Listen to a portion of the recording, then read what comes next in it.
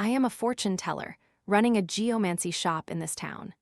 Yesterday, a client came in, calmly telling me she had committed murder and wanted me to divine the best place to dispose of the body. My name is Ha, and I am a fortune teller. A few years ago, I moved to this town. Surrounded by mountains with simple, honest folk, it was clear this was a place where money could be easily made. So, I opened my geomancy shop, and indeed, I've made a decent fortune. Today is Monday. As dusk settled, a peculiar woman suddenly walked into my shop. She appeared to be in her mid-40s, her attire suggesting she was just an ordinary village woman, but she was remarkably tall. I, at 172 cm, felt small and insignificant standing before her, like a bird nestling close. Her shoes were caked with mud, and as she was about to step inside, I quickly offered her 2 tissues. Welcome to Auspicious Hall. Here, I have a complete range of Buddhist offerings, incense, protective talismans, and luck-shifting charms. May I ask what you are looking for, madam? She wiped her shoes clean, then lifted her head. I want a fortune reading. Fortune readings are quite expensive, 200 yuan for half an hour. All right, her readiness surprised me slightly. My rule is to predict your past first. If I'm wrong, there's no charge. Please provide your birth details. I invited her to sit and began to assess the woman before me. Her hair was heavily streaked with gray, her arms thick and strong.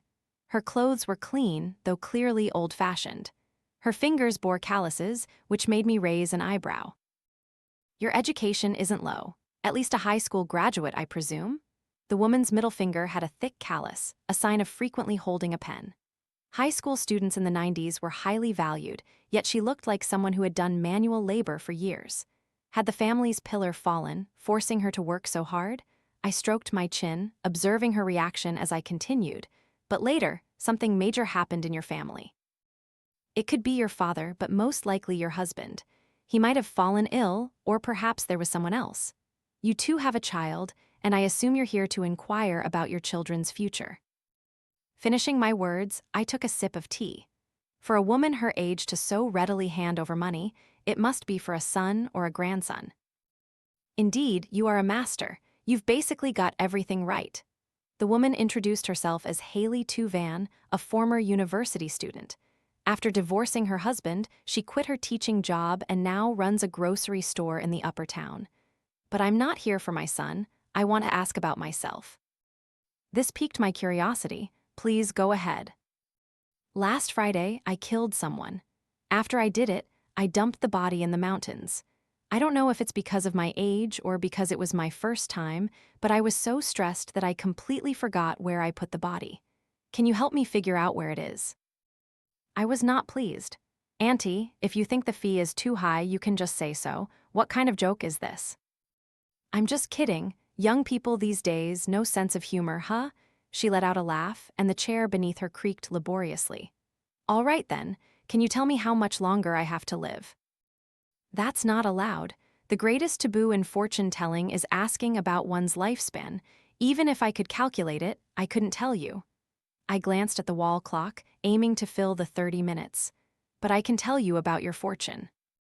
I took her hand, examining it carefully. So, what is it, young master? A life of hardship. I shook my head. You will worry about your children your entire life. She said nothing, then after a moment asked, Then what about my children's fortunes? After I worry about them, will they enjoy good fortune? Her disjointed questions left me confused. She said she wasn't asking about her son, yet she always circled back to him. Furthermore, this woman was truly strange, talking about murder and disposing of a body. It felt like she had some mental issues. I decided not to get entangled with her and offered a few auspicious phrases. Is that true or false? 100% true. Your son will surely rise in position and have a great future. That's wonderful, young master. I'll come again tomorrow. Hailey Tu left cheerfully. That night, a murder occurred in the upper town. The victim was a female student, and the crime scene was just across the street. I quickly hung a bagua mirror above my door, hoping the ill omens from the bloodshed wouldn't disrupt my path to wealth. I usually wouldn't involve myself in such commotion, but remembering the strange woman from last night, I felt compelled, as if by some dark force to go there. A crowd had gathered, blocking the residential building. They whispered that the culprit was hiding in the hallway. Taking advantage of the victim fumbling with her keys, unprepared, the killer had choked her to death. The murdered student's name was Sophie Tran, rumored to be a school bully, incredibly arrogant and domineering, known for many cruel acts. I had never heard the name Sophie Tran, but I recognized her mother. Her mother was a formidable woman, notorious throughout the region. Last year, she lost her wallet in my shop and had grabbed me by the collar, punching and kicking me. Now, with her daughter dead, I couldn't imagine how much of a scene she would make. I pushed through the crowd and offered a cigarette to the police officer at the door. "Officer, have you caught the culprit yet?" "Still early," he said, looking around as he accepted the cigarette. This poor child, to be killed in the hallway right at her doorstep. I have a question for you." I leaned in closer. "Did anything happen in our town last week? Like, did anyone die?" "Last week," he thought for a moment. "No, nothing. Why, did you foresee something?" No, just asking out of curiosity." I chuckled, feigning innocence. It was clear Hailey Tu was just messing with me. I'm a fortune teller, not a priest. I have no obligation to keep other people's secrets. If she had really killed someone, why on earth would she tell me? Hailey Tu had promised to come yesterday, but she stood me up. I waited until 9 p.m. and still no sign of her. Just as I was about to pack up and close, the wind chimes at the door tinkled. I turned around to see two schoolgirls, one with a ponytail, the other with braided hair. "Master, we want our fortunes read," the braided-haired girl said, her eyes welling up with tears. All right, I had never been called master by children so young before. Overjoyed, I immediately hiked up the price. 20 minutes, 200 yuan. That expensive. The braided-haired girl looked at her friend. "Chloe, maybe we should just buy 2 talismans." The ponytail girl bit her lip. "Master, can it be a little cheaper? We don't have much money." She was very pretty, with delicate brows, almond eyes, a small face, and thin lips. "But I am a man of principle." "No," I said, "but you can tell me your story first. That's free." The braided-haired girl, as if grasping a lifeline, stepped forward and clutched my arm. "We know a terrible secret. The person who knew the secret before us died. Are we going to die too?" "Who died? Sophie?" Her eyes immediately widened. I seized the opportunity to rescue my poor arm and pushed the 2 girls out. "If your secret involves a murder case, you should go directly to the police. Why come to me? I'm just a stinking fortune teller." "But didn't you know Sophie died?" The braided-haired girl clung to the doorframe, refusing to leave. "Damn it, the person died right across the street. I saw it with my own eyes." Seeing that the 2 girls still wouldn't go, I pulled out 2 talismans. "All right, take these as gifts from me. You 2 go report it to the police station first. If they can't solve it, then." The braided-haired girl's face lit up with a brilliant smile at the mention of a free gift. But before I could finish, her expression suddenly changed. She snatched the talisman, pulled the ponytail girl, and ran off. Great. I worked for half a day and still lost 100 yuan. It seems the bloodlight truly affects my financial luck. I was contemplating whether to hang another bagua mirror outside tomorrow when the wind chimes at the door tinkled again. Hailey Tu was here. "Sorry I'm late today." She wore a rose-colored padded jacket, her face shiny and dark. "No worries, I waited, and when you didn't come, I was actually a little worried." "Sorry, did I make you worried?" No, I just felt a bit concerned." After 5 minutes of awkward small talk outside the door, she finally couldn't hold back anymore. "All right, let's not prolong this. Let me in." Truly a university student from the 90s, her intelligence shouldn't be underestimated. Inside the inner room, she took off her rose-colored padded jacket, revealing a long-sleeved rose-colored shirt underneath. Hailey Tu sat on the chair like a rose-colored bamboo shoot. I looked once, then couldn't bear to look again. After tidying her clothes, she began to explain, "I went to the police station today, which is why I'm late." This sentence successfully captured my attention. "Police station? What did you do at the police station?" "I went with my son to give a statement." "Wasn't Sophie dead? She was my son's classmate." "Oh, I see." I let out a sigh of relief, not quite understanding why I had been so tense. Sophie usually liked to form gangs and bully others. Now that she's dead, the police suspect it's an act of revenge. If they suspect it's revenge, why are they looking for your son? I frowned again. Because my son had a vendetta against her, of course. Hailey Tu looked at me as if I were an idiot. He's been bullied by Sophie since he was little.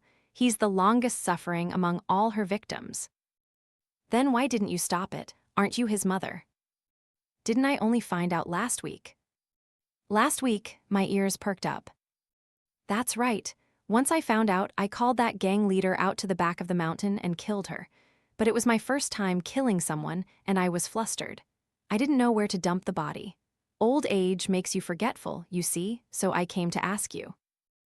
I swallowed hard. Hailey Tu continued, "Today, I learned from my experience. I dealt with this gang leader right at the door. That way, I won't have trouble finding the spot later." "Auntie, please don't scare me. Is this real or fake?" "Aren't you a fortune teller?" she chuckled. "Why are you asking me?" After seeing Hailey Tu off, I scrambled and crawled to the police station to report the crime, even losing a shoe along the way. I regretted it. I shouldn't have become a fortune teller, and I certainly shouldn't have deceived the public. I repented, deeply repented. If I had a chance to start over, I would definitely turn over a new leaf and live an honest life. When I entered the reception hall barefoot, I immediately saw the young officer from before. What a coincidence, it was his night shift. I recounted everything, rambling and jumbling all the details for him. He just chuckled. "Brother Ha, I thought you had some important lead coming in here in the middle of the night. You mean Hailey Tu, Harry Ha's mother?" Yes, exactly her." No way, he repeatedly waved his hands. "Impossible." "Why impossible? She's so tall and strong, she could easily choke me to death. Officer, can't you judge people a little beyond their appearance?" "Truly impossible." He leaned in closer. "Brother Ha, out of respect for your cigarette, I'll tell you the truth. Sophie Tran's case was a murder accompanied by sexual assault." "Murder accompanied by sexual assault, do you understand?" I was dumbfounded, nodding then shaking my head. "There must be a murder weapon, right?" He looked at me as if I were an idiot, explaining, "Men can, women cannot." Stepping out of the police station, the night wind blew and I shivered, my mind slowly clearing. I walked home, searching for my poor lost slipper. That Hailey Tu daring to play games with me. All my life I've been the one deceiving others. When have I ever been so miserably tricked? And by a village auntie, no less? Damn it, I was led by the nose by a village auntie. Am I that cheap? The more I thought about it, the angrier I got. I no longer had the heart to look for my slipper, and I trembled all the way home. The next day, I decisively took a day off from the shop, but my assistant told me, "Hailey Tu didn't come today. Perhaps she realized she'd joked too far and is hiding for a day, not daring to face you." Honestly, I wasn't angry anymore. I'm the kind of person with no principles. If I had principles, who would be a fortune teller? It was just that Hailey Tu not coming meant I lost 200 yuan, which was annoying. On the third day, she probably figured I was over my anger, and she arrived. "Did you call the police?" she asked the moment she walked in. "How could I?" I feigned surprise. No, absolutely not. We fortune tellers have our professional ethics. Your affairs are client secrets." "Good on you, brother." She clapped me on the shoulder. "I knew I could trust you."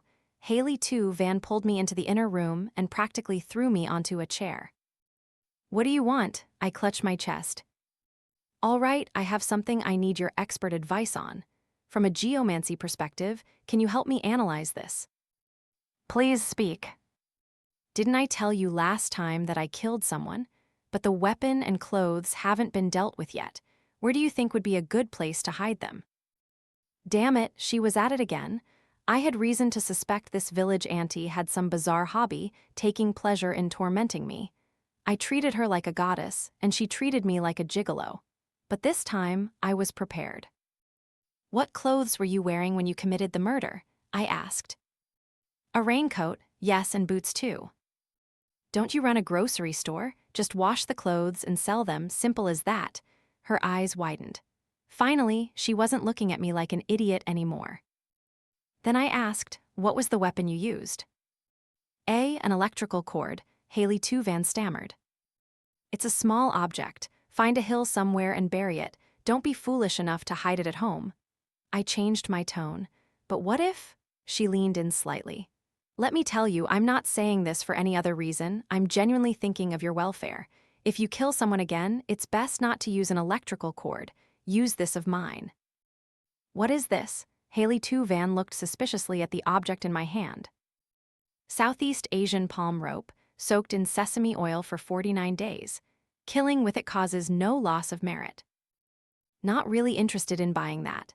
She stroked her chin, pondering, as if my sales pitch hadn't hit her pain point. I also felt a bit of regret. Right, what did Hailey Tu care about merit? I should have said it wouldn't harm her children's or grandchildren's fortune. I decided to struggle a bit more. All right, if you buy it, I'll give you a friendly price. How much? $3,999. Good brother, I'll come find you again tomorrow. She clapped me on the shoulder and left. Damn it, if I'd known, I would have quoted $399. I was beating my chest and stomping my feet when the landline in the shop rang. It was the police. Are you Hailey, the owner of Auspicious Hall? That's me. Did you come to the police station the other day? How did you know there was a murder on Friday? I nearly dropped the receiver. Someone really died. Answer my question first. I had no choice but to recount Hailey Tu words again. The other end was silent for a moment before asking, why would she tell you? This question irritated me. Because she came to me for a fortune reading. I understand. The person on the other end introduced himself as Officer Yang Feng, the detective in charge of the murder case. Sophie Tran's death had caused a sensation, but during the investigation, the police discovered a few strange anomalies. It turned out that before her death, Sophie Tran had reported a missing person case. The missing girl was her classmate, Sandy Huang. It seemed the leader Hailey Tu mentioned was Sandy Huang. After Hailey Tu supposedly murdered and disposed of the body last Friday, Sandy's family didn't notice, but the school bully, Sophie Tran, did. However, Sophie Tran herself was underage, so no one at the police station took her report seriously. All right, then I'll come to your shop tomorrow, and we can talk face to face. Before hanging up, Officer Yang specifically cautioned me. Keep the police's visit to you a secret for now. I know you're in contact with Hailey Tu. She is currently a suspect, so don't alert her. Yes, officer. So the next day, I opened for business as usual. I had expected him to call ahead, but it turned out the people's police weren't so polite. Thus, when the police car sirens wailed and stopped in front of my shop, Hailey Tu was already inside. How coincidental. Officer Yang pushed open the glass door and stepped in. Officer Yang, why are you here? Hailey Tu looked stunned, while I broke out in a cold sweat. Auspicious Hall has a great reputation, excellent renown. I also came to seek the master's advice. You police officers are superstitious too. Hailey Tu glanced at me suspiciously. Metaphysics is also a field of study, Officer Yang said with a smile. You go ahead, I'll wait in line. Hailey Tu said nothing more. Is my presence inconvenient? Not necessarily inconvenient, she shook her head. All right, then let's begin, Mr. Ha. I glanced at Officer Yang, who was standing in front of a shelf, fiddling with some items I'd imported from Yiwu Wholesale Market. Right. I took a deep breath and led Hailey Tu into the inner room. What do you want to see today? Still looking for directions? Was she going to ask about disposing of a body again? Whose direction do you want to divine? I asked. Not a person, but the direction of an object. She shook her head. It's that electrical cord. Can you help me figure out where to bury it? Hailey Tu words were like a bomb exploding in my mind. Seeing my lack of reaction, she continued, Did you forget? We discussed it yesterday. You told me to find a mountain to bury it. I have a large flower pot at home, normally used for growing roses. Can't we just bury it in the pot? If we plant more flowers, no one will ever find it. Damn it, Hailey Tu you really want to get me killed. Officer Yang is probably listening with his ear pressed against the door. What exactly do you want? I asked her in a low voice. She shrugged. I patiently explained, I didn't report you to the police, this is the truth. This time, Officer Yang sought me out. I know, she patted my shoulder. I know you're not that stupid. After all, we're accomplices. Wait a minute, I pulled her hand off my shoulder. What do you mean by that? Yesterday you just taught me how to dispose of a murder weapon, and now you forgot? My expression grew even more unsightly. Hailey Tu seemed very pleased with my reaction. She slowly gathered her belongings, tossed 2 100 yuan notes on the table, and walked out. Hailey Tu truly had some mental issues. She latched onto 2 fabricated sentences I'd carelessly uttered yesterday as evidence, determined to drag me down with her. This woman definitely had screws loose, so as soon as she left, I reported her immediately. Officer Yang, the murder case truly has nothing to do with me. It's mainly that she's been provoking me over and over again. I can't swallow this insult. Officer Yang stared at me for a long time. You mean she came to you several times and even told you in detail how she committed the murder? Yes, isn't it obvious she's just toying with people? She's not toying with you. Officer Yang shook his head. The object used to strangle Sophie Tran was indeed an electrical cord. We haven't found this electrical cord at the scene, but why would Hailey Tu tell you all this? Officer Yang had asked this question once before on the phone yesterday. I truly didn't know. Suddenly, I realized something. If Officer Yang had met such a candid killer as Hailey Tu, shouldn't the case have been solved a long time ago? If she was so candid, why would I need to come to him? Officer Yang said, because of Harry's involvement, we've also met Hailey Tu several times. This woman has always been completely silent. Let alone providing clues, her communication is pitifully sparse. But whenever she comes to your shop, she transforms into a different person. I carefully recalled. No doubt, Hailey Tu, this village woman, was indeed very strange. She wasn't an ordinary village woman. What was her real purpose in seeking me out? Talking to me cost money. Hailey Tu not only paid, but she genuinely, sincerely told me she had committed murder. Who among ordinary people wouldn't report it to the police? I am an ordinary person, so I reported it to the police, but the problem lies here. Did Hailey Tu truly believe I would keep her secret? Or was she simply not afraid of me telling the police? Not long after Officer Yang left, it started to rain heavily outside. I felt a bit out of sorts, no longer in the mood for business. I packed up my belongings, preparing to go home. I turned off the lights, locked the door, and stepped out. As I looked up, I saw a child standing in the rain, her face pale, like a chick just pulled from water. Her hair was in braids. I quickly pulled her under my umbrella. She just cried, her tears mixing with the rainwater. He's come to kill me. I'm going to die. The braided-haired girl's name was Annie Tran. She said, tonight, both my parents are working overtime at the factory. I'm home alone. Just now, while doing her homework, she kept feeling like someone was outside her window. She hid a mirror in her palm, wanting to see who it was. Who was it? I asked aloud, already having some idea in my heart. Harry. Sure enough, this time Annie Tran didn't wait for me to ask and recounted the entire story. In simple terms, the golden-haired young lady Sandy Huang and the bully Sophie Tran had both bullied Harry before their deaths, and the braided-haired girl had witnessed it. Sandy Huang was usually very easy to talk to, but for some reason, last Friday she had acted so cruelly, even pulling out a knife. Annie Tran cried, trembling all over. And it was that very night that Sandy Huang went missing.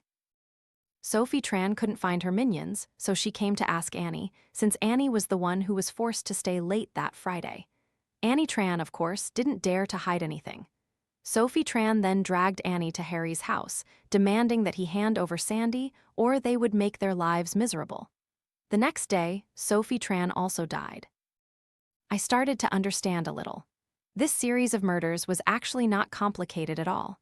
Harry, unable to endure long-term bullying, had retaliated and killed. First, he killed Sandy Huang, then Sophie Tran, who knew about it. This made perfect sense. It was Hailey Tu who complicated the issue. She wanted to take the blame for her son. I asked Annie Tran, why didn't you tell your teachers about the bullying? She shook her head. Sophie was very clever. She liked to prick needles under fingernails. It hurt a lot but left no marks. Teachers wouldn't do anything. Were you bullied by them too? Yes, last week it was Harry. This week it's my turn. Next week it will be Chloe. They make one person stay late every Friday. Do your parents know? No, I don't want my parents to know. Annie Tran fidgeted with her hands. My parents both work in Sophie Tran's parents' factory. The girl in front of me still had water dripping from her hair. Her 2 braids were beautifully done, and she leaned obediently against my arm. Her hair ties were those yellow elastic bands used to tie seafood at the market, which made me feel a little uneasy. Don't cry anymore, I said. I'll take you to the police station. Does it cost money? She looked at me pitifully. Ask again and it will. While giving a statement with Annie Tran at the police station, I received a message from Hailey Tu. Tomorrow, same time, last consultation. Remember to keep your schedule open for me. Why the last time? I texted back. Out of money, she replied quickly. I wanted to laugh but couldn't. After hesitating for a moment, I still showed the message to Officer Yang. He looked invigorated and said, "The police will also act tomorrow." He told me to cooperate fully. I agree. Returning from the police station, it was already late night. I took a hot shower and lay in bed, listening to the patter of rain outside, but I couldn't fall asleep. Tomorrow would likely be my last meeting with Hailey Tu. Although she wasn't the perpetrator, knowing and not reporting and deliberately spreading misleading information, she would very likely end up in jail. I tossed and turned, wanting to fall asleep quickly, but the more I tried, the more awake my mind became. Silently recalling our conversation in the shop today, I suddenly sat up. I always felt that Hailey Tu was willing to tell me so much because of my profession. Hailey Tu didn't believe in me, she believed in fate. But did she really believe in fate? Today, when she met Officer Yang, Hailey Tu asked him, "Are you police officers superstitious too?" This was very strange. Someone who believed in fate so much that she told all the details of her murder. Did she call her own belief superstition? I suddenly reacted. Hailey Tu occasionally came to provoke me, telling me the details of the crime, slandering me as an accomplice. She wasn't threatening me to keep quiet, nor did she believe I would stay silent. She was forcing me to report her to the police. What Hailey Tu told me was probably all true. The electrical cord used to strangle someone was probably really in her possession, and she was indeed preparing to bury it in her flower pot at home. From the first time she stepped into Auspicious Hall, she had planned to help her son escape punishment. But the question was, why did Hailey Tu come to me, as the only redundant person in this story? If she wanted to confess, wouldn't she just go directly to the police? Why go to such great lengths to force me to accuse her? There had to be a reason here. The next day, the police arrived at the shop earlier than expected. They installed a hidden camera in the inner room so they could monitor our conversation directly without having to enter. Officer Yang slipped a tiny earphone into my ear. Don't be nervous, just chat normally later. Act as you always do. Afraid the earphone might be too obvious, he found a hat for me to wear. I sat on the chair, letting them set things up. Captain Yang, Hailey Tu has left her house. Someone shouted over the walkie-talkie. Received. Officer Yang patted my shoulder and left the room. After an unknown period, the door to the inner room opened again. It was still Hailey Tu in her rose-colored outfit. New style, she looked at my hat. Ugly really, suits you well. I was too lazy to argue with her, so I pulled out 2 tissues to wipe the cheap dust off my counter. It was strange, really. Hailey Tu ran a grocery store, not a farm. Why was she always so covered in mud and dust? What's the plan today? Let's not count today, just chat. A whole team of police officers was waiting outside, and at the last minute, Hailey Tu said she wouldn't be paying. I glanced at her, probing, "How about we calculate for your son instead?" She shook her head. "I don't know his birth details." "Nonsense, you know your own but not your son's." "All right, fine," I sighed. "Then let's just chat. I especially want to thank you, Ha-Fi. I'll never forget what you've done for me." I looked at Hailey Tu and she looked back at me. "What have I done? Helped us kill Sophie Tran." I was so furious I laughed. What grudge do I have with her that I would kill her? You had a grudge with her mother, didn't you? 2 months ago, her mother lost her wallet in your shop, and your argument resulted in your right eye being bruised black, and she even tried to drive you out of town. Didn't you tell me that? I couldn't laugh anymore because what Hailey Tu said was true. That whole family was too evil. The adults were despicable, and the children were no better. You killed her, so you killed her. You don't need to feel guilty. You're talking nonsense. You're doing this on purpose, aren't you? Getting beaten was 2 months ago. Why would I kill Sophie Tran now? Because I promised to take the blame for you.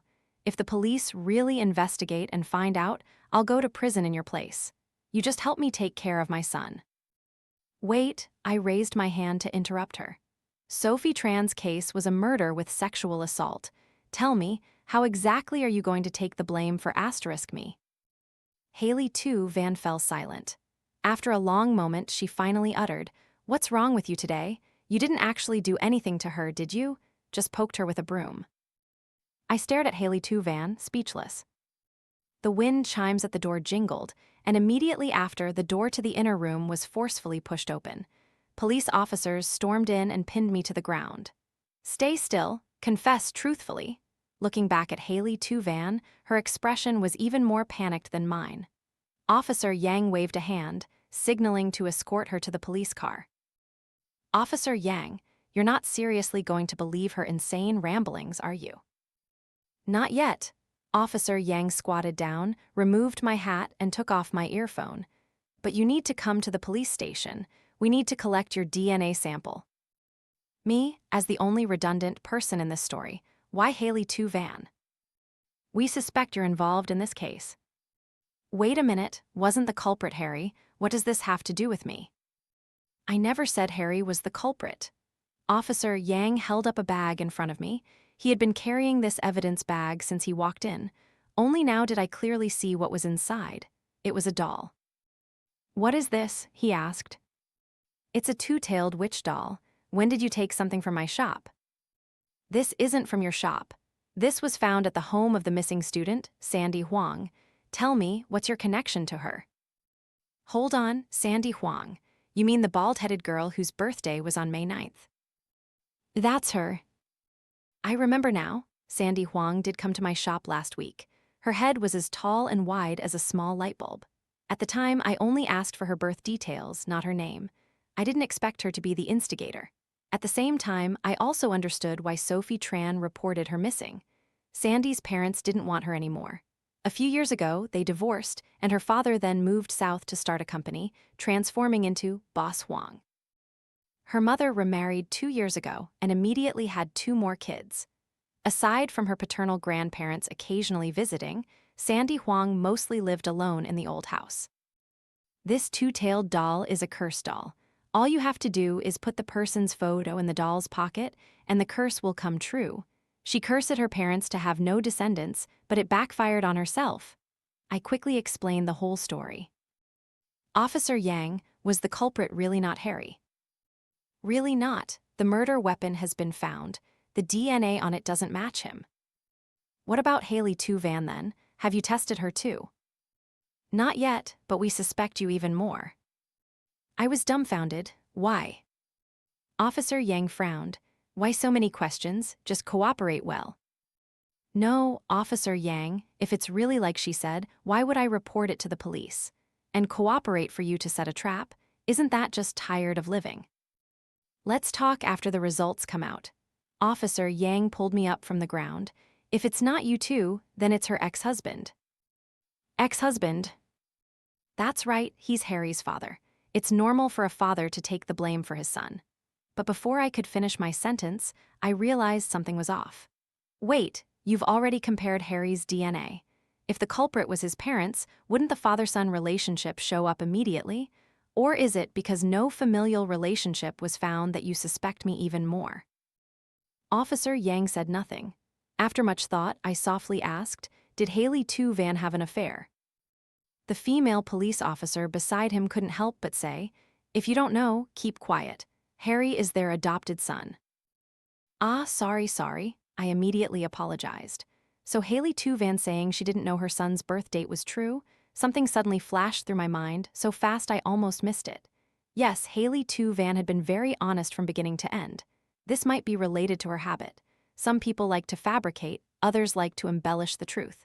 Hailey Tu Van seemed to be the latter. She didn't like groundless lies. In other words, her habit of lying was half truth, half fiction.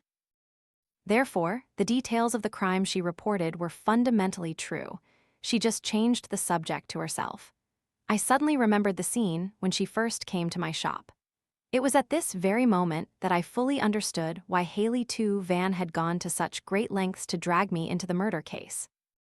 Back at the police station, Officer Yang took me to draw blood. "Officer Yang, can I meet Hailey Tu later?"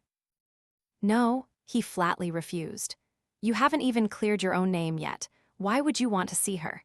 If I'm not mistaken, during a normal interrogation, it would be impossible to get a word out of her." Officer Yang frowned. "I've discovered something very interesting and want to meet her to confirm it. I'm sure you officers will also be very interested." After I pressed hard, Officer Yang finally agreed to give me 15 minutes, on the condition that he be present throughout the process. I agree. In interrogation room 1, Hailey Tu sat huddled on a chair. Seeing me enter, she was visibly startled. "We meet again," I smiled at her. Hailey Tu said nothing. "Actually, I've always wondered why you came to me. Was it really to slander me to make me your scapegoat? But the police aren't stupid. Even if I wanted to take the blame for you, we'd need a detailed plan of collusion. Besides, I'm not tired of living yet, so directly framing someone like you did won't work." I paused for a moment. "I think you understand this too, but you don't care because that wasn't your real goal. So I thought, what was your goal after all? Or rather, what did you want to get from me?" So I recalled the entire incident and realized my only use in this story was to report to the police. Like a repeater, conveying your exact words to the police. I think that was my purpose. But then the question arises, why did you use my mouth? Why didn't you say it yourself? Hailey Tu eyelashes trembled slightly. "Because you couldn't." I turned my head, wondering if Officer Yang had noticed. Hailey Tu knew the details of Sophie Tran's death very well, but she always glossed over Sandy Huang's death. Was it that she didn't want to talk about it? "What do you mean?" Officer Yang's face was grim. "That's right. She didn't not want to, she couldn't asterisk." I looked at Hailey Tu. "I don't know who killed Sophie Tran. It could be your ex-husband, or you might have even been involved yourself, but I'm 100% sure the person who killed Sandy Huang was your son, Harry Ha." After saying that, I patted her shoulder, just as she had always done to me. Beneath my palm, her body tensed, like a bowstring pulled to its absolute limit. "The first time you came to Auspicious Hall, you asked me to divine the location of Sandy Huang's body. You said you were old, and after killing someone and disposing of the body, you immediately forgot the exact location. I always considered that rambling nonsense, but now that I think about it, it might have been true.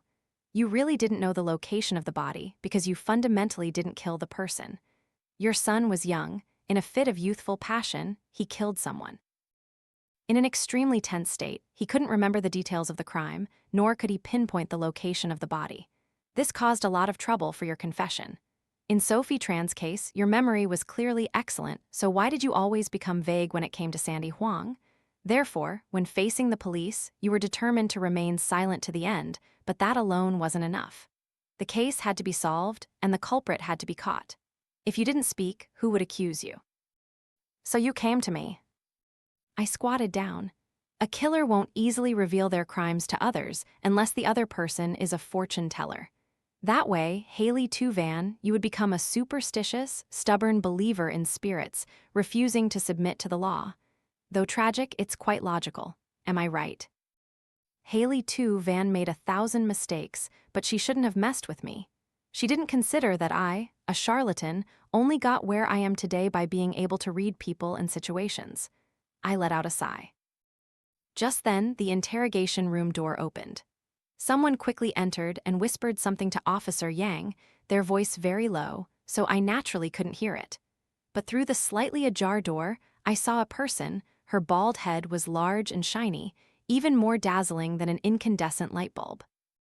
On May 17th, at 7:05 p.m., Sandy Huang was discovered by patrol officers and brought back. Her appearance drew the attention of the entire police station. From her mouth, we heard a version of the story we had never imagined. On Friday, May 9th, 2018, after school, Sandy Huang didn't rush home but went alone to the rooftop, looking towards the school gate. She was hoping her father, Kenneth Huang, would come pick her up. 6 years ago, Kenneth Huang had abandoned their family for another woman. After that, her mother, Lily Luong, remarried. Afraid of gossip from her new in-laws, she deliberately cut off contact with Sandy Huang. Her parents were clearly not dead, yet Sandy Huang felt like an orphan. Sandy Huang waited on the rooftop until sunset, until all the teachers had left, until the security guard locked the gates. Kenneth Huang still didn't come. She was so cold she couldn't bear it, so she went downstairs while calling him. He picked up but quickly hung up. She hadn't even finished a complete sentence. Damn it! She kicked the fire hydrant. Looking up, she saw Harry Ha. It was then that she remembered she had another task today. But Sandy Huang was not in the mood to hit him. Get lost, it's not about you today. The boy stood still. A good dog doesn't block the way, don't you understand? Do you hate me that much? Harry Ha suddenly asked. No, she kicked Harry Ha's backpack away. It's just that I want to bully you. If I want to bully you, you have to let me. Sandy Huang narrowed her eyes. For some reason, she felt Harry Ha was different today. Her thoughts were quickly confirmed. Does your dad treat you like that too? He asked. Sandy Huang couldn't believe her ears. What did you say? Your dad doesn't treat you well, does he? Harry Ha repeated, thinking she hadn't heard clearly. Damn it, you dare to eavesdrop on my phone call. Sandy Huang instinctively reached for the switchblade in her pocket. Why aren't you angry with your dad? Harry Ha's questions poured out one after another. I thought you'd want to get revenge on him. When did I say I'd let him off? But you can't actually do it. You can't get revenge on him with force because he's bigger and stronger than you. And you can't get revenge on him emotionally because he doesn't care about you. Shut up. Harry Ha glanced at the switchblade, pointed at his face, and fell silent. Who said he doesn't care about me? If that old man hadn't begged me endlessly, I wouldn't bother meeting him, Sandy Huang shouted. I scored more than 200 points lower than you on the high school entrance exam, Harry. Guess how I got into this school, huh? See? Do you have this phone? Can you afford it? After saying that, her confidence seemed to return. Go on, why aren't you saying anything now? Harry Ha looked at her. Do you think he remembers what today is? Sandy Huang was stunned. Harry Ha walked over, picked up his backpack. I guess he doesn't remember. Is this why she's been hiding all week? At this, an officer couldn't help but interject. Do you know how much manpower we wasted because of you? Sandy Huang said nothing, but I understood that perhaps she truly wanted to know the answer, because that day was her 14th birthday. She wanted to know if, after her disappearance, her father would regret not coming to pick her up, would regret not listening to her finish that phone call. This was the revenge every child once dreamed of. As people grow up, they gradually lose their insistence on familial affection. The grown-up police officers couldn't understand her, just as no one knew that Sandy Huang bought the doll, only to give up on the curse at the last minute. Then what happened? Officer Yang stopped the interrupting officer and motioned for her to continue. Harry Ha said, My family has a house in the countryside. No one will ever find you hiding there. So, Sandy Huang and he evaded surveillance cameras and climbed over the school wall. Then they changed buses several times, traveling to Peach Blossom Village, 15 kilometers away, and hid for 8 days. Everyone looked at each other. I was a bit confused, too. So Sandy Huang wasn't dead, nor was she missing. Harry Ha had hidden her. So how did Hailey Tu Van's testimony fit in? Why did she insist that Sandy Huang was dead? Did Harry Ha deceive her? A terrifying answer popped into my mind. Harry Ha clearly hadn't killed anyone, but he had lied to his mother, telling her he had committed murder. Because it was a lie, Hailey Tu Van couldn't elicit any details of the murder, only knowing the location was behind the school mountain. To help her son escape punishment, she began her plan. Sophie Tran was the one who knew Sandy Huang was missing, so Hailey Tu Van naturally had to deal with her first. She killed Sophie Tran, staging the scene as an unfortunate incident to mislead the police, while simultaneously continuing to search for the victim behind the mountain. This was why her shoes were always caked with mud. Next, she began setting up at Auspicious Hall, ensuring she could come into the police's view at the right time. Today, Hailey Tu Van's sudden change of heart was also to provoke me into clearly drawing a line with her. What she needed most was my tip-off. She was probably very confident in her plan because she had turned the entire back mountain upside down and couldn't find a body. The police would likely not have an easy time searching either. The weather was about to get warmer. By the time Sandy Huang was found, the evidence on her would have long since decayed. But she didn't expect none of us expected that Sandy Huang could still be alive. The room fell silent for a moment until a knock on the door broke the deadlock. Captain Yang, a police officer, poked his head in. Hailey Tu wants to confess. She admits she killed Sophie Tran. Don't mind her, Officer Yang frowned. Didn't I tell you to wait a moment? Captain Yang, this time it's real? The officer was a little impatient. He rushed past the other people and handed a folder of documents to Officer Yang. The DNA report is ready. I stood next to Officer Yang and only saw a small line of text. 100% match, identified as the DNA of the person herself. In the early morning of May 19th, Hailey Tu was officially arrested on charges of murder. I'm not sure what happened next. I was cleared and escorted out of the interrogation room by Officer Yang. He told me to go home, take a shower, and stop overthinking. He must have had sufficient witnesses and evidence to convict Hailey Tu. I believed in Officer Yang's abilities, that he wouldn't wrongly accuse a good person, and I also believed Hailey Tu had indeed committed murder. But deep down, I still felt a knot of unease. The following January, the case was tried at the Haejiang City High People's Court. The initial verdict was a death sentence. The defendant waived her right to appeal. On April 1st, 2019, that is, tomorrow Hailey Tu would be executed. After work that evening, Officer Yang invited me to dinner. The young police officer, Officer Wang, who was also a casual acquaintance of mine, came along. We chose a small roadside eatery and immediately ordered 12 bottles of beer as soon as we sat down. You little brat, you took my cigarettes and then used fake news to harm me. I playfully punched him. Officer Wang scratched his head. Sorry, brother, I only heard it from others. Officer Wang told me that when Hailey Tu confessed, she took all the blame herself. She said that she knew her son was being bullied and, in a fit of rage, killed Sophie Tran. Besides confessing the truth of the crime, Hailey Tu also left this statement. 1 clock tells time, 2 clocks make people confused. What does that mean? I was bewildered. It seems to be a psychological principle. What's it called again? The seagull principle? Officer Yang sighed. Or it's called the paradox of choice. The gist is, when a person has 2 or more clocks, the chaotic display prevents them from determining the precise time. Simply put, there are 2 competing voices. Right, that's it. Officer Wang nodded repeatedly. Isn't that talking about her son? Although Hailey Tu case had long been settled, a different version of the truth always circulated among the police, that Harry Ha used someone else to commit murder. Rumors had always spread among the townsfolk that the relationship between the adopted mother and son was not good. Harry Ha's father, Kenneth Ha, was Hailey Tu elementary school classmate and usually made a living doing odd jobs in town. After marriage, Hailey Tu discovered she couldn't have children. The couple then adopted Harry. Hailey Tu was busy with work, often preparing lessons late into the night. Before the age of 5, Harry was primarily cared for by his father, but their peaceful life was quickly shattered. The couple seemed to have a fierce argument one night. The next day, the man, the head of the family, divorced and boarded a train, leaving their hometown, never to return. After this incident, the already strained relationship between mother and son grew even worse. Officer Wang nudged my elbow. Don't disbelieve it, brother. His son was bullied for so long, and the mother had no idea.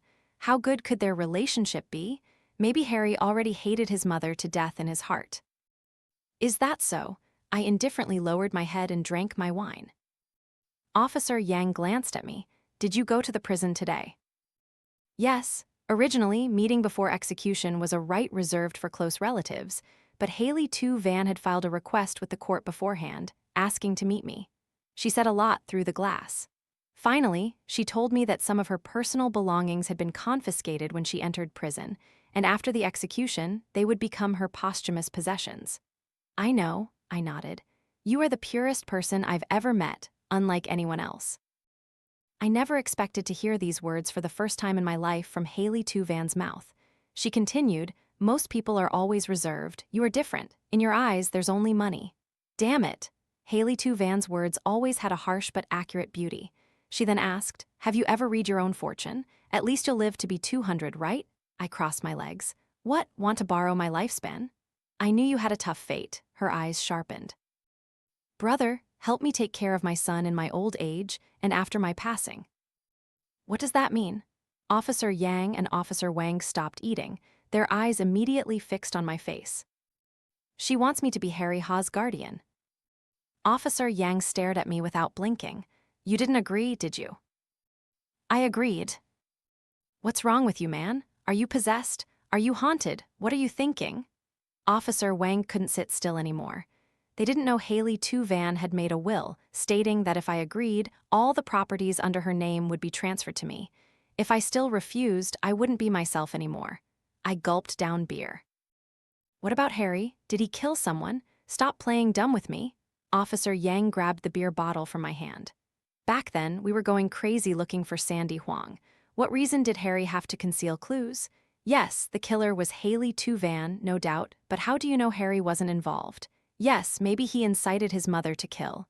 Officer Wang also chimed in. I stared at their incessantly talking mouths. Under the influence of alcohol, my head began to spin. "Officer Yang, aren't you an empiricist? Why are you starting to speculate now? And bringing up this old borrowed knife to kill trick?" I stammered a rebuttal. Even if Hailey Tu was the knife, Harry couldn't have held her, let alone ordered her to kill Sophie Tran. If I were Hailey Tu, perhaps the first person I would kill would be the braided-haired girl. After all, she was the direct witness to Sandy Huang's disappearance. "It doesn't matter. It doesn't matter who she killed." Officer Yang shook his head. "Perhaps what Harry wanted was the life of the knife itself." In the end, I still didn't listen to Officer Yang's advice. He patted my shoulder, scolding me all night with a hoarse voice. After Hailey Tu passing, I went to collect her personal effects. Sure enough, there were 2 watches. To be precise, a pocket watch and a wristwatch. The wristwatch was the one she usually wore. The pocket watch was very old-fashioned, its hands no longer moving. On its cover was a wedding photo of Hailey Tu and Kenneth Ha. I stored them, along with the property deed, in a box. During the first summer vacation after Hailey Tu death, Harry Ha, true to expectations, passed the entrance exam for the best boarding high school in the county. It's just that he stopped talking. From the day Hailey Tu was arrested, he had become literally mute. Annie Tran and Chloe and Go frequently visited my shop. 8 out of 10 plates of fruit I carefully prepared for customers ended up in the bellies of the 2 girls. The last day of August was a day of farewells. Early in the morning, Harry Ha packed his belongings and left for high school. He wouldn't let me take him, so I just slipped some money to the bus driver. "Uncle Driver, that's my younger brother. He can't speak and he has some intellectual issues. Please look after him." The driver took the money, then turned to scold me and the ticket seller. "This is a special bus chartered by Wan Quan Middle School.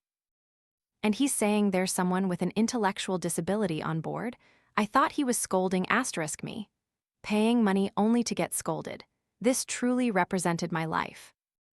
I walked out of the bus station, heading towards Auspicious Hall. The August sun was still scorching, heavy and stifling. From a distance, I saw 2 round heads peeking from behind the shop door. One had braided hair, the other a high ponytail. "Brother Ha-Fi, open up quickly." Annie Tran cupped her hands to her mouth and called me. They used to call me Master Ha, but now after eating so much of my fruit, their address has been downgraded. "School's about to start. How about buying a lucky charm for your studies?" I took out the key to open the door. "Oh, no need. Didn't you say those are all wholesale goods from Yiwu?" Annie Tran made a funny face and scurried into the shop. Her braids were still beautiful, like small wings cascading down her back. "Keep it to yourself, don't blab it around," I warned. Chloe and Go also entered with a smile. "We're about to start school, so we wanted to come say goodbye." She wore a new uniform. After shedding the gauntness of malnutrition, her eyes shone even brighter. Outside, a truck pulled up and the driver honked twice. Annie Tran jumped off her seat. "Ah, my dad's here to pick me up." "Wait a minute." I pulled a paper bag from under the counter and tossed it to her. "What's this?" "Hair ties wholesale from Yiwu. Enough for you to wear for 3 years without repeating a style?" she shrieked. The truck at the door honked again. Brother Ha-Fi, I'll miss you. See you during winter break. The braided-haired girl waved at me. As the car drove off, I turned to Chloe and Go beside me. Sorry, I haven't thought of a gift for you yet. This was a lie. Her gift, I had given it a year ago. In truth, I didn't do anything. It was just that when Mrs. Ngo came to pray for peace for her precious grandson, I told her that her grandson and granddaughter shared the same fate. Whatever the adults experienced, the children would suffer double. And truly, magic can only be defeated by magic. Chloe and Go scored exceptionally well this time, even 2 points higher than Harry Ha. Her family must have been overjoyed. It's okay, I don't lack anything, she said, shaking her head with a smile. I'll study hard. Finally, I can study hard. Chloe and Go had always been a smart child. I later learned that both times Annie Tran came to Auspicious Hall, it was Chloe's idea.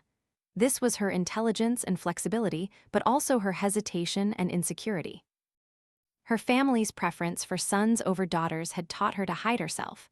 The more invisible, the safer she was, so Chloe and Go didn't want to be the one to accuse. After this incident, I became even more convinced that children are not rootless trees. They all grow from the flesh and blood of their parents. The arrogant mother raised the domineering Sophie Tran. A broken family led Sandy Huang to choose extreme ways to seek existence. Annie Tran's relatives loved her deeply, but didn't have the time to love her. Prolonged physical labor left them so exhausted they forgot to teach their daughter how to protect herself. So Annie Tran sought help from a fortune teller instead of the police. So, how did Hailey Tu raise Harry Ha? I didn't understand Hailey Tu, nor did I understand Harry Ha, so this question had lingered with me for years. It wasn't until Harry Ha graduated high school and went to university that I finally understood. In 2024, during Kingaming Festival. This was the 5th year since Hailey Tu's death, and also the 5th year Harry Ha had been mute. As usual, he came home from university a day early. We drove up the mountain to sweep Hailey Tu's grave. April was rose season. The entire mountain was dotted with pink and white rosebuds. I don't know if it was due to the cold on the mountain or Hailey Tu's lingering spirit, but as soon as I got home, I started having diarrhea. Harry, I called from the toilet, I'm out of paper. A moment later, a piece of paper was slipped under the door, but it wasn't the toilet paper I needed. It was a scrap of paper. On it was written, "You used all the toilet paper. Then go downstairs and buy 2 packs." I was helpless. Hurry up, my poop is about to dry and stick to my butt. After waiting a bit longer, another piece of paper was slipped under, on it written, "Oh." Damn it, I finally understood. Harry Ha wasn't talking, and I was the only one suffering. I decided not to let him continue like this. In the evening, I bought some dishes from the small eatery and dragged him out to the yard to drink beer. Harry Ha looked at the beer, then at me. "What's wrong? I'm afraid you'll get diarrhea again," he gestured. "Oh," I nodded, then asked, "Are you really going to stay silent for the rest of your life?" He lowered his eyes, seemingly thinking seriously about the question. "Tell you what, I'll tell you a story." I opened a can of beer and placed it in front of him. "If you think my story is good, we'll talk about it." Harry Ha neither nodded nor shook his head. So I began to tell the story. More than 30 years ago, this town had a university student. She was the first university student from Wanquan Town after the college entrance examination was reinstated. Her name was Hailey Tu. She was intelligent, strong, and diligent. After graduating from university, she returned to her hometown to become a high school teacher. Later, Hailey Tu and her classmate Kenneth Ha registered their marriage. But after several years, they still had no children. During that time, she took medicine, had acupuncture massages, tried all sorts of folk remedies, but nothing worked. She herself was exhausted both physically and mentally by this. But those days ended on May 9, 2004. That afternoon, she found a child in front of the clinic. It was very cold that day. Hailey Tu thought someone had abandoned a blanket, but when she got closer, she found it was a child. The boy was tightly wrapped, lying in the snow, looking at the sky, then at her. Hailey Tu carried the baby home, and the child grew up without crying or fussing. Hailey Tu's high school in the county only had teacher dormitories. One weekend, Hailey Tu and her husband had a big fight. Because of this argument, the two eventually separated. From then on, Hailey Tu resigned from her teaching job and opened a grocery store. At that time, her son was just 5 years old, at a mischievous age. The boy couldn't understand his father's disappearance, nor could he understand his mother's change. Hailey Tu was indifferent to him, distant from him, calling him by his full name, not getting close to him nor allowing him to get close to her. The boy didn't understand why his mother suddenly stopped loving him, as if he was just a gift to please his father, and now this gift was no longer needed. So, in the 9th year after his father left, on his 14th birthday, the boy decided to tell a big lie. At this point, I paused for a moment, the beer foam settling back into the can. I picked it up and took a sip. Across from me, Harry Haw's eyes seemed to have been dredged from the bottom of a deep, cold, damp river. One was the bully, one was the victim. I had always wondered, under what circumstances could two children, standing on opposite sides, reach an agreement to carry out this innocent yet absurd deception? I had sought out Officer Yang, and after much persuasion, he finally agreed to let me see Sandy Huang's initial statement. It was only then that I realized that every question Harry Ha asked Sandy Huang was actually a question he was asking himself. Does your dad treat you like that too? Why aren't you angry with your dad? I thought you'd want to get revenge on him, but you actually can't. You can't get revenge on him with force because he's bigger and stronger than you, and you can't get revenge on him emotionally because he doesn't care about you. Do you think he remembers what today is? I guess he doesn't remember. It turned out that day was also Harry Ha's birthday. I put the beer can down and continued. By the time he reacted, everything was too late. The teenager had paid too steep a price for this lie, losing almost everything. He was like a log, burning because he didn't receive enough warmth, then burning into ashes from the cold. He decided to punish himself, punishing himself by never speaking again. He swore he would never explain or justify, and he accepted the world's suspicions and slander. Because only then could he feel a little better. Harry Ha still stubbornly pressed his lips together, not saying a word. I looked at him, and for some reason, I thought of Hailey Tu. Although they weren't blood-related, these two were clearly cut from the same cloth. There's actually a small problem with the story up to this point, I said. When the teenager lied, he considered many possibilities. Perhaps his mother would accuse him, perhaps she would advise him to confess, perhaps she would hide him or send him somewhere other place. But he could never have imagined his usually cold mother would go to such lengths. Don't you want to know why? I looked at him. Harry, you studied natural sciences in high school, didn't you? The police got DNA, but they listed me and your father as prime suspects. Do you know what this means? His eyes suddenly widened. This means that what remained on the murder weapon that year was a DNA sample of 5-alpha reductase deficiency. I said, 1 clock tells time, 2 clocks make people confused. This statement by Hailey Tu wasn't about Harry, it was about herself. Because within her body there were 2 genders. In medicine, this condition is called male pseudohermaphroditism, also known as androgen insensitivity syndrome. Patients will have a male genetic sex, that is, the 46th pair of chromosomes is XY, so their bodies will not have a uterus and ovaries. However, their external morphological characteristics are no different from women, including developed breasts and complete external genitalia. Even their most intimate husbands cannot detect any abnormalities. Hailey Tu always thought she was just normally infertile until that routine medical examination. If she were an ignorant village woman, it would be easier to resolve. But she was educated, she was serious. Harry Ha discovered himself at 5, Hailey Tu discovered herself her entire life. In her last meeting, she said, I am neither a man nor a woman, neither a father nor a mother. At that moment, I realized I didn't even know who I was anymore. What's scarier is that once you realize this, you can't pretend not to know anymore. I didn't want conjugal relations, I didn't want others to touch me. Finally, I told Kenneth Ha directly. She laughed heartily on the other side of the glass. He was so scared he fled that night, married for so many years only to find out his partner was intersex. His face was green. After that, I started taking antidepressants. My mental state was good at times, bad at others. If it weren't for Harry, why would I endure it? Hailey Tu had her own ideals. She was an excellent teacher. She wanted to travel many places, see many beautiful sights, but she couldn't.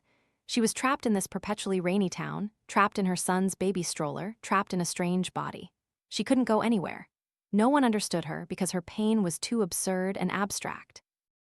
I also wanted to be Harry's mother, but I couldn't do it. Do all women inherently know how to love their children like a mother? I don't know where they secretly learned it, but I couldn't learn. So I had to imagine myself as his teacher.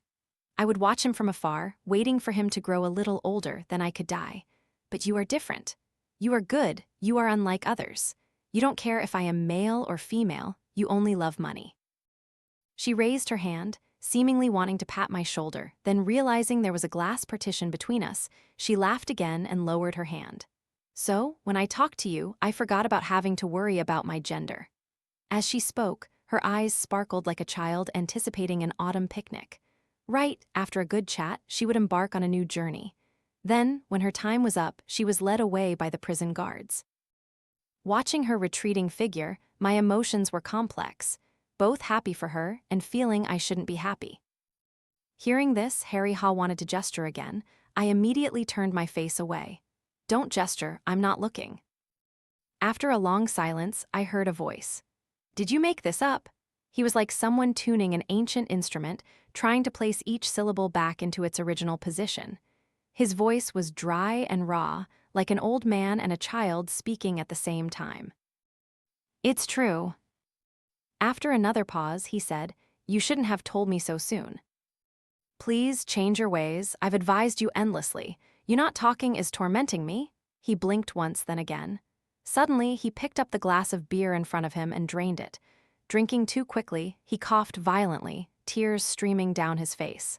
After finishing his own, he reached for mine. This kid, I only bought 2 cans. I quickly stopped him. Leave some for me. The night sky was clear and cloudless, but from somewhere, a fine drizzle began to fall. The raindrops landed on the rose petals in the courtyard, which bloomed discreetly and gently, just like 5 years ago. Yes, that was 5 years ago. From now on, I would never meet such a peculiar client again.